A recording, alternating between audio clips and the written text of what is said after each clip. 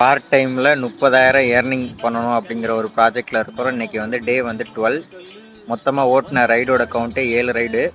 7 ரைடுக்கு incentive, ஒவ்வொரு ரைடுக்கும் 10 ரூபா வீதம், 70 ரூபா இன்சென்டிவ். நமக்கு ரைடு அமௌண்ட்டு மட்டும் 315.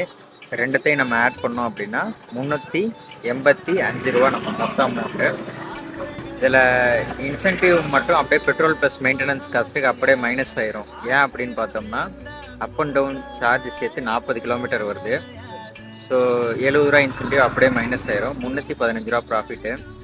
4635 ரூபா, அதாவது டே லெவல் வரையும் ப்ராஃபிட் எடுத்தது. ஸோ இந்த 315 நீங்கள் அப்படியே ஆட் பண்ணும்போது 4950 ரூபா நமக்கு ப்ராஃபிட் இது வரையும் டே 12.